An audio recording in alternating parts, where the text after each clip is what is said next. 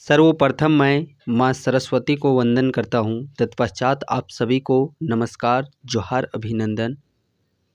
आज के सेशन में हम लोग JPSC jet practice set paper 1 का डिस्कशन करने वाले हैं। इस अंतिम प्रहार सीरीज के अंतर्गत 10 दिन 10 प्रैक्टिस सेट आप लोगों का पेपर 1 का डिस्कस किया जाएगा। सो प्रैक्टिस सेट नंबर 1 चलिए फाइनली हम लोग प्रारंभ करते हैं। पहला प्रश्न, शिक्षण की सबसे प्रभावशाली विधि है।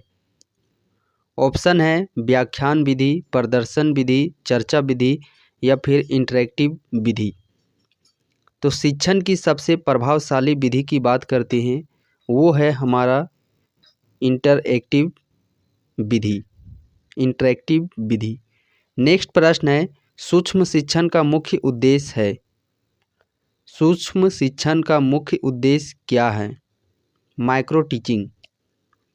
सिलेबस कम करें, शिक्षण कौशल में सुधार करें, छात्र मूल्यांकन या फिर समय बचाएं। शिक्षण कौशल में सुधार करें। ऑप्शन नंबर बी इस प्रश्न का सही आंसर हो जाएगा। अगला प्रश्न है, आकलन किसका भाग है? आकलन किसका भाग है? ऑप्शन है शिक्षण प्रक्रिया का, सीखने की प्रक्रिया का, शिक्षण सीखने की क्रिया या फिर इनमें से कोई नहीं। आकलन की यदि हम लोग यहाँ पे बात करते हैं तो या शिक्षण सीखने की प्रक्रिया, इस प्रश्न का सही आंसर हो जाएगा। अगला प्रश्न है, निम्न में से कौन सा प्रभावशाली शिक्षण का उपयोग नहीं किया जाता है? निम्न में से कौन सा प्रभावशाली शिक्षण का उपयोग नहीं किया जाता है? अभिव्यक्ति की स्पष्टता, अच्छा संचार, सत्तावादी रवैया या फिर विषय ज्ञान। सत्तावादी रवैया इस प्रश्न का सही आंसर हो जाएगा। अगला प्रश्न है, निदान परीक्षण का उद्देश्य है। निदान परीक्षण का उद्देश्य क्या है? प्रगति जानने के लिए, सीखने की कठिनाइयों का पता लगाना, छात्रों को ग्रेड देना या फिर छात्रों को बढ़ावा देना। निदान परीक्षण। तो इस प्रश्न का सही आंसर हो जाएगा सीखने की कठिनाइयों का पता लगाना। ऑप्शन नंबर बी इस प्रश्न का सही आंसर हो जाएगा। परिकल्पना है तथ्य, अस्थायी धारणा, अंतिम परिणाम या फिर इनमें से कोई नहीं। परिकल्पना की बात करते हैं तो यह अस्थायी धारणा है। अगला प्रश्न है, अनुसंधान रूपरेखा है। अनुसंधान रूपरेखा है रणनीति यानी कि ब्लूप्रिंट या फिर एक औजार या फिर डेटा या फिर परिणाम। तो अनुसंधान रूपरेखा की बात करते हैं तो यह एक प्रकार का रणनीति है, ब्लूप्रिंट है। कौन सा शोध वितरण से संबंधित है? ऐतिहासिक, प्रायोगिक, मौलिक या फिर वर्णनात्मक। शोध विवरण से संबंधित है, वर्णनात्मक इस प्रश्न का सही आंसर हो जाएगा। अगला प्रश्न देखिए, नमूनाकरण का अर्थ है। नमूनाकरण का अर्थ क्या है? संपूर्ण जनसंख्या का अध्ययन, जनसंख्या के एक भाग का अध्ययन, आंकड़ों की उपेक्षा या फिर परिकल्पना निर्माण। नमूनाकरण का अर्थ क्या चीज हो जाता है? जनसंख्या के एक भाग का अध्ययन, यानी कि ऑप्शन नंबर बी इस प्रश्न का सही आंसर हो जाएगा। अगला प्रश्न है, एपीए किससे संबंधित है? संदर्भ शैली, सांख्यिकीय उपकरण, परिकल्पना या फिर शोध प्रकार से। एपीए या संदर्भ शैली से संबंधित है। अगला प्रश्न है, शैनन और वीवर का संचार मॉडल किस नाम से जाना जाता है? रैखिक मॉडल, इंटरैक्टिव मॉडल, लेन देन संबंधी मॉडल या फिर इनमें से कोई नहीं। तो शैनन और वीवर का जो संचार मॉडल है किस नाम से जाना जाता है? रैखिक मॉडल के नाम से जाना जाता है। प्रतिक्रिया आवश्यक है। एक तरफा संचार, दुतरफा संचार, शोर या फिर इनमें से कोई नहीं। प्रतिक्रिया आवश्यक है दो तरफा संचार की। शारीरिक भाषा किसका भाग है? मौखिक संचार, यांत्रिक संचार का, गैर मौखिक संचार का या फिर इनमें से कोई नहीं। शारीरिक भाषा तो यह गैर मौखिक संचार का भाग है। जब होता है बिजनेस सफल, जब होता है बिजनेस सफल। ऑप्शन है प्रेषक बोलता है, संदेश लंबा है, शोर अधिक है या फिर प्राप्तकर्ता समझता है। तो इस प्रश्न का सही आंसर हो जाएगा प्राप्तकर्ता समझता है। अगला प्रश्न है संचार में बाधा है। ऑप्शन है अस्पष्टता, प्रतिक्रिया, शोर या फिर समझ। संचार में बाधा है अस्पष्टता, प्रतिक्रिया, शोर या फिर समझ। तो शोर इस प्रश्न का सही आंसर हो जाएगा। नेक्स्ट प्रश्न देखिए जो कि मैथ सेक्शन से पूछा गया है। 31 + 32 + 33 + ... 60 इनका योग क्या होगा? तो इसका आप लोग फार्मूला, और ये आप लोग 10th क्लास में ही पढ़ना होता है। सारो अंतर का जो फार्मूला होता है, जैसे कि एक फार्मूला हम लोगों ने पढ़ा होगा an = a + n - 1 इंटू में d। तो an क्या चीज़ होता है? अंतिम पद जो कि कितना दिया हुआ है 60, a जो कि पहला होता है पद 31 जो कि दिया हुआ है, फिर प्लस, फिर यहाँ से n हमको निकालना है, d जो सार्व अंतर है वो a2 - a1 होता है। तो a2 32 है और a1 मेरा 31 है। 32 में 31 घटाइएगा तो 1 का अंतर आएगा, 1 गुना कीजिएगा तो यहाँ पे वही बराबर है। अब यहाँ पे 60 है, देखिए 31 इधर प्लस में तो इधर आ जाएगा तो माइनस में, और n - 1 घटाइएगा तो यहाँ पे 29 हो जाएगा n - 1। तो इस प्रकार ये -1 है, इधर आके प्लस, तो n का मान कितना हो जाएगा? n का मान यहाँ पे हमारा 30 आ गया। ये n का मान हो गया है 30। अब यहाँ पे इसका योग निकालने का जो फॉर्मूला होता है वो होता है Sn = n/2, और जब अंतिम पद दिया हुआ रहता है तो डायरेक्ट फार्मूला होता है a + an का। n का मान अभी हम लोग निकाले थे कितना? 30/2 हो जाएगा। a जो पहला पद है उसका मान है 31 और जो अंतिम है उसका मान है 60। काटिएगा यहाँ पे तो 15 आएगा, यहाँ पे 15 × 60 30 91। जब इन दोनों को गुना कीजिएगा, देखिए 15 एकम 15 का 5 हाथ में 1, 15 9 135 और हाथ वाला 1 136। तो देखिए 1365 हमारा आ गया यहाँ पे इनका कुल योग Sn का मान। और ऑप्शन में देखिएगा तो 1365 जो कि ऑप्शन नंबर डी इस प्रश्न का सही आंसर हो जाएगा। अगला प्रश्न है, देखिए एक कक्षा में जितने विद्यार्थी थे प्रत्येक ने उतने ही रुपये चंदा दिया। यदि मान लेते हैं किसी कक्षा में 1 विद्यार्थी हैं, सपोज दैट, और उनके द्वारा 100 रुपया ही दिया गया, यदि कुल 2601 रुपया जमा हुआ तो कक्षा में विद्यार्थियों की संख्या क्या होगी? तो देखिए मान लेते हैं कि 1 विद्यार्थी थे और उनके द्वारा 100 रुपया ही दिया गया, तो टोटल रुपया कितना हो गया है? 2601 रुपया। अब x × x कीजिएगा तो क्या चीज़ होगा? x² होगा बराबर 2601। स्क्वायर है इक्वल टू के इधर जाएगा तो अंडर रूट यहाँ पे हमारा हो जाएगा। अब अंडर रूट 2601 ये किसका परफेक्ट स्क्वायर है? तो इसको हम लोग परफेक्ट स्क्वायर यहाँ पे देखते हैं कि ये किसका पूर्ण रूप से वर्ग है, तो वही इस प्रश्न का सही आंसर हो जाएगा। इसे शॉर्टकट में निकालने का एक तरीका होता है 2601, जो इसका अंतिम यहाँ पे हम लोग देखते हैं 1 आ रहा है, तो 1 आ रहा है तो जाहिर सी बात है कि इसका जो जिसका भी संख्या वर्ग होगा उसका अंत में 1 होगा या फिर 9। काहे कि 1 का स्क्वायर जब कीजिएगा तो जिस संख्या के अंत में 1 आता है उसका परफेक्ट स्क्वायर कीजिएगा तभी 1 आता है अंत में, और जब 9 का स्क्वायर कीजिएगा तभी अंत में 1 आता है। यहाँ पे 2 वर्ड को हम लोग को पकड़ लेना है, 2 डिजिट को, और बाकी जो 2 डिजिट बच जाता है उसके नज़दीक में हम लोग को देखना है कि ये किस संख्या का परफेक्ट स्क्वायर है।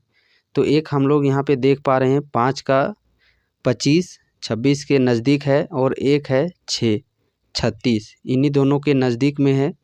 अब यहाँ पे देखना है 5 का कितना हो जाता है 25 और 6 का हो जाता है 36। इसको आप दिमाग में रख सकते हैं माइंड में 36। अब देखिए दोनों के बीच का ही ये स्क्वायर है, तो जिसके सबसे अंतर कम होगा वही अंत में, तो हम लोग को पता है या तो 1 होगा या तो फिर 9 होगा। अब यहाँ पे हम लोग को देखना है कि जिसका सबसे नज़दीक में है वो अंतर सबसे कम है। तो देख पा रहे होंगे हम लोग यहाँ पे 5 का जो स्क्वायर है उसका सबसे यहाँ पे कम है, तो यहाँ पे 5 हो जाएगा। और जो छोटी संख्या 5 और 6 में छोटी संख्या हमारा 5 है, तो यहाँ पे जो छोटा नंबर है वो हमारा यहाँ पे 1 हो जाएगा। तो यहाँ पे संख्या हम लोग का 51 निकल के आ रहा है। सो इस प्रश्न का सही आंसर हो जाएगा 51 51। अगला प्रश्न देखिए, एक तीर्थयात्री ने नगर के प्रत्येक मंदिर में उतने ही फूल चढ़ाए जितने कि नगर में मंदिर थे। तो यहाँ पे भी वही चीज़ बोला जा रहा है। देखिए, एक तीर्थयात्री ने नगर का प्रत्येक मंदिर में उतने ही फूल चढ़ाए जितने कि नगर में मंदिर थे। इस कार्य के लिए इसने 10 टोकरी फूल खरीदे। यदि प्रत्येक टोकरी में 1001 फूल रहे हो तथा 10 फूल बच रहे हो तो नगर में मंदिरों की संख्या क्या होगी। अब यहाँ पे हम लोग इसको देखिए, चलिए सॉल्यूशन करते हैं। 10 टोकरी फूल खरीदने की बात कही गई है, 10 टोकरी हो गया। प्रत्येक टोकरी में बोला गया है कि 1001 फूल रहे हो, तो जब इसका पूरा यहाँ पे गुना कीजिएगा टोटल फूल कितना आएगा, हाँ इतना आ जाएगा। फिर क्या चीज़ बोला गया है, फूल रहे हो, तो टोटल फूलों की संख्या इतना हो गया हमारा। 10 फूल बच रहे हो, 10 फूल हमारा क्या चीज़ हो रहा है, बच रहा है। तो 10 फूल हम लोग यहाँ पे निकाल लेते हैं तो बच जाता है हमारा कितना, 1 और 4 गो 0, 10,000 हो जाएगा। तो नगर में मंदिरों की संख्या क्या होगी। अब देखिए ये 10,000 देखना है कि ये किसका परफेक्ट स्क्वायर है। तो ये किसका परफेक्ट स्क्वायर है, 100 का परफेक्ट जो वर्ग है, पूर्ण रूप से वर्ग, वो 10,000 हो जाएगा। तो यहाँ पे 100 इस प्रश्न का सही आंसर हो जाएगा, ऑप्शन नंबर ई। अगला प्रश्न देखिए, ऐसी संख्या ज्ञात करें जिसका वर्ग 50 और 120 के वर्ग के योगफल के बराबर हो। किसका बोला जा रहा है, 50 120, ये दोनों के वर्ग के बराबर का संख्या हम लोग का यहाँ पे ज्ञात करने के लिए बोला जा रहा है। तो इसे आप लोग कई तरीक़े से भी बना सकते हैं। 50 का परफेक्ट स्क्वायर निकालिएगा, फिर 120 का परफेक्ट वर्ग निकालिएगा, फिर दोनों को जोड़ दीजिएगा, तो वो किसका वर्ग निकल के आएगा वही पूछा जा रहा है। अन्यथा इसे आप ट्रिपलेट्स पढ़े होंगे,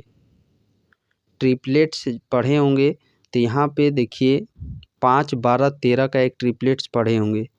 तो 13 यानी कि 130 ले लेते हैं, 0 0 काट दीजिएगा, तो ये ही दोनों को जब ऐड करते हैं, इसका वर्ग ऐड करते हैं, तो ये चीज़ हम लोग का निकल के आता है। सो ऑप्शन नंबर हमारा यहाँ पे 130 सही आंसर हो जाएगा। इसे आप लॉन्ग फॉर्मेट में भी बना सकते हैं। 50 का वर्ग कितना हो जाएगा, 2500 हो जाएगा। 12 का कितना हो जाता है, 144, और 2 गो शून्य हो जाएगा। जब इन दोनों को जोड़िएगा तो 13 का कितना होता है, 169 00। तो जब इन दोनों को जोड़िएगा तो ये 169 00 हो जाएगा, और ये किसका पूर्ण रूप से वर्ग है, 130 का। तो 130 हमारा सही आंसर हो जाएगा। अगला प्रश्न है, देखिए, एक फौजी कंपनी में 119,600 सिपाही हैं। वे उतने ही कतारों में खड़े हो सकते हैं जितने की प्रत्येक कतार में सिपाही हो। कतारों की संख्या क्या होगी? तो ये भी पूर्ण रूप से एक वर्ग है, तो इसका वर्गमूल ज्ञात करने के लिए बोला जा रहा है, तो 196 अब यहाँ पे तोड़िए, 196 किसका होता है? 14 का होता है, और 00 के बदले 10, सो 140 इस प्रश्न का सही आंसर हो जाएगा हमारा। यहाँ पे कतारों की संख्या 140 हो जाएगी। अगला प्रश्न है, निगमनात्मक तर्कसी कौन सा है? प्रेरण, सादृश्य, सिलोगिज्म या फिर अवलोकन? तो इस प्रश्न का सही आंसर हो जाएगा अवलोकन। ऐदर और कथन किसका भाग है? निरूपक, न्याय वाक्य का, प्रस्तावात्मक तर्क का, निगमन का या फिर आगमन का? तो निरूपक, न्याय वाक्य इस प्रश्न का सही आंसर हो जाएगा। अगला प्रश्न है, सभी मनुष्य नश्वर हैं। सुकरात एक मनुष्य है, इसलिए सुकरात नश्वर है। यह किसका कथन है? किसका उदाहरण है? सभी मनुष्य नश्वर हैं। सुकरात एक मनुष्य है, इसलिए सुकरात नश्वर है। यह किसका उदाहरण है? आगमन का, सादृश्य का, भ्रांति का या फिर निगमन का? तो निगमन का इस प्रश्न का सही आंसर हो जाएगा। यदि कुछ बिल्लियाँ कुत्ते हैं और सभी कुत्ते जानवर है, तो यहाँ पे कौन सा कथन सटीक हो जाएगा? तो चलिए इसे हम लोग सबसे पहले सोल्यूट करते हैं। कुछ क्या चीज़ बोला गया है? यदि कुछ बिल्लियाँ कुत्ते हैं, कुछ बिल्लियाँ, तो ये बिल्ली हो गया, कुछ बिल्लियाँ हैं वो कुत्ते हैं, ठीक है, और सभी कुत्ते जानवर हैं, सभी कुत्ते जानवर हैं, ये हमारा जानवर का हो जाएगा।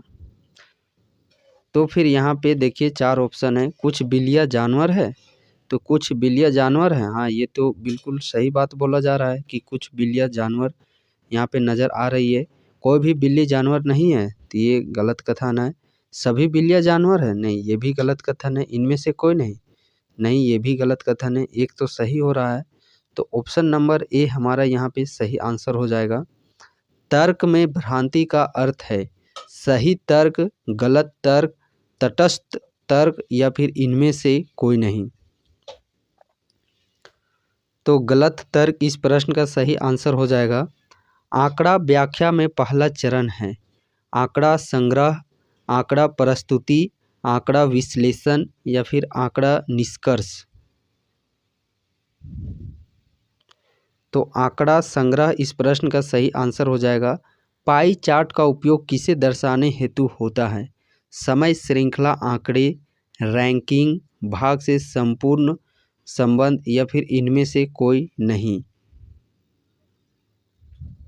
तो भाग से संपूर्ण संबंध इस प्रश्न का सही आंसर हो जाएगा।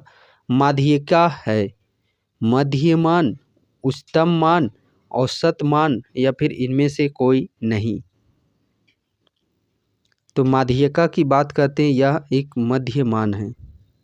बहुलक है सबसे कम बार आने वाला मान, औसत माध्यिका सबसे अधिक बार आने वाला मान। बहुलक की बात करते हैं तो सबसे अधिक बार आने वाला मान होता है। बार डायग्राम किसके लिए सबसे उपयुक्त है? गुणात्मक डेटा, मात्रात्मक डेटा, दोनों या फिर इनमें से कोई नहीं। तो दोनों इस प्रश्न का सही आंसर हो जाएगा। URL का पूर्ण रूप है, URL का पूर्ण रूप क्या है? Universal resource locator, uniform resource locator, एकीकृत अनुसंधान लोकेटर या फिर इनमें से कोई नहीं। तो URL यूनिफॉर्म रिसोर्स लोकेटर इस प्रश्न का सही आंसर हो जाएगा। HTML का उपयोग क्या होता है? छवि संपादन, gaming, programming, web page designing. HTML की बात करते हैं तो इसका उपयोग किया जाता है किसमें? वेब पेज डिजाइनिंग में। HTTP का पूरा नाम क्या है? Hyper text transfer protocol, high transfer text protocol, hybrid text transfer program इनमें से कोई नहीं। तो HTTP का हो जाता है hyper text transfer protocol. Firewall किससे संबंधित है? इंटरनेट स्पीड से, सुरक्षा से, भंडारण से या फिर इनमें से कोई नहीं। फायरवॉल, तो फायरवॉल बात करते हैं यह सुरक्षा से संबंधित होता है।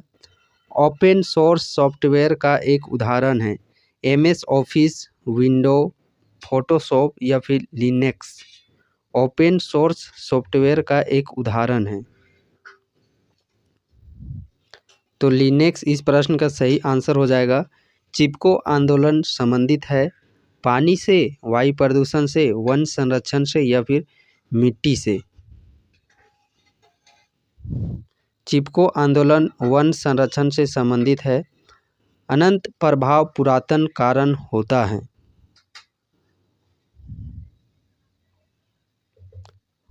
ऑप्शन नंबर ए में देखिए carbon dioxide, CH4, methane, CFC gas. Option number B oxygen, nitrogen. Option number C में hydrogen, argon. Option number D में इनमें से कोई नहीं। तो इस प्रश्न का सही आंसर हो जाएगा ऑप्शन नंबर ए। अगला प्रश्न है सिद्धांत 21 संबंधित है एजेंडा 21, रियो शिखर सम्मेलन से, क्योटो प्रोटोकॉल से, पेरिस समझौता से या फिर इनमें से कोई नहीं। तो सिद्धांत 21, एजेंडा 21 या क्योटो प्रोटोकॉल से संबंधित है। सतत विकास का अर्थ है, सतत विकास का अर्थ क्या होता है? प्रकृति की परवाह किए बिना विकास, संरक्षण के साथ विकास, विकास रोकना या फिर इनमें से कोई नहीं। तो सतत विकास की बात करते हैं, संरक्षण के साथ विकास। अगला प्रश्न है ओजोन परत का क्षय किससे होता है? CFC से, CO2 से, ऑक्सीजन से या फिर इनमें से कोई नहीं। ओजोन परत का जो क्षय है वो CFC, क्लोरोफ्लोरोकार्बन से होता है। UGC की स्थापना कब हुई थी? 1948 में, 1956 में, 1976 में, 1962 में। तो UGC 1956 में स्थापना हुआ था। इग्नू की स्थापना कब हुई थी? 1985 में, 1982 में, 1987 में या फिर 1991 में। इग्नू की बात करते हैं, इसका स्थापना 1985 में किया गया था। शिक्षक शिक्षा को कौन सा नियंत्रण देता है? शिक्षक शिक्षा को कौन सा नियंत्रण देता है?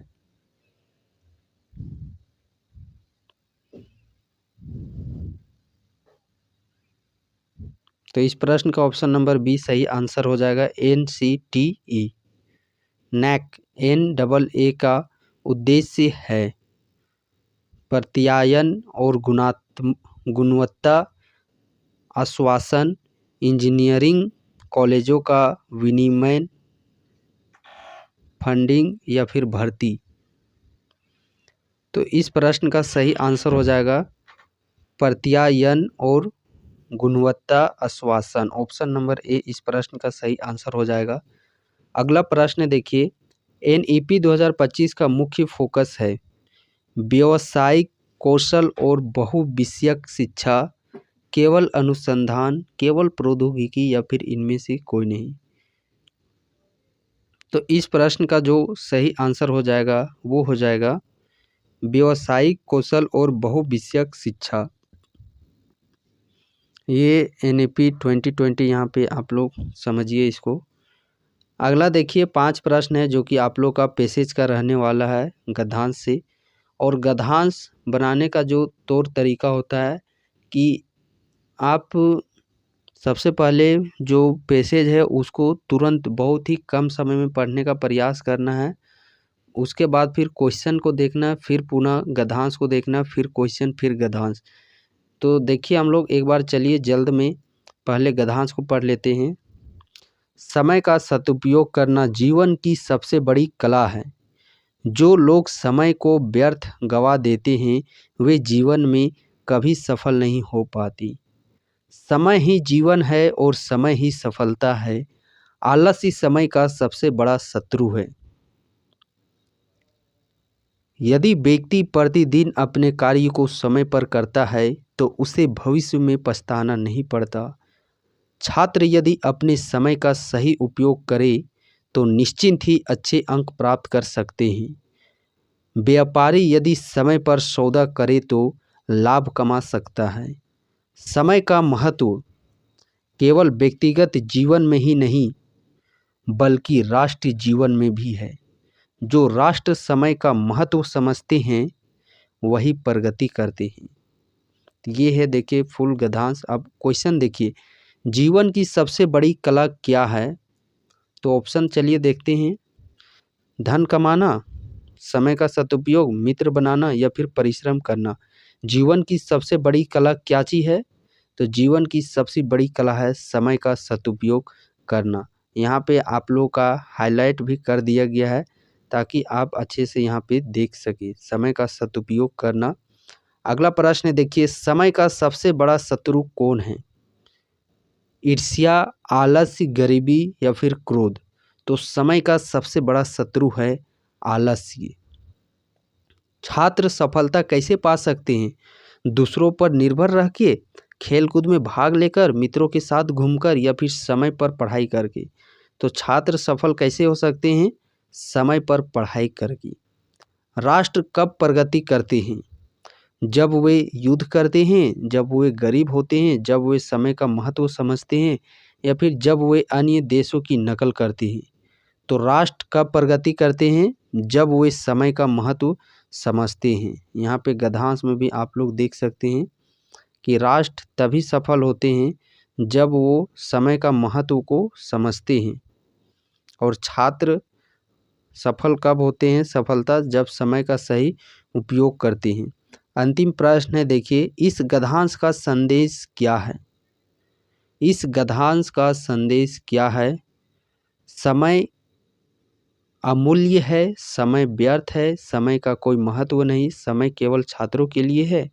तो इस गद्यांश का संदेश है कि समय अमूल्य है। तो देखिए हम लोग प्रैक्टिस सेट नंबर 1 के अंतर्गत जो पेपर 1 का जो 50 प्रश्न है उनको हम लोग करने का प्रयास कीजिए।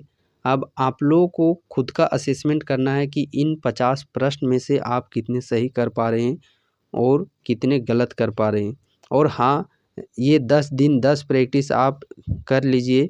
यकीन मानिए एक अलग लेवल का आप लोगों के अंदर में कॉन्फिडेंस होगा।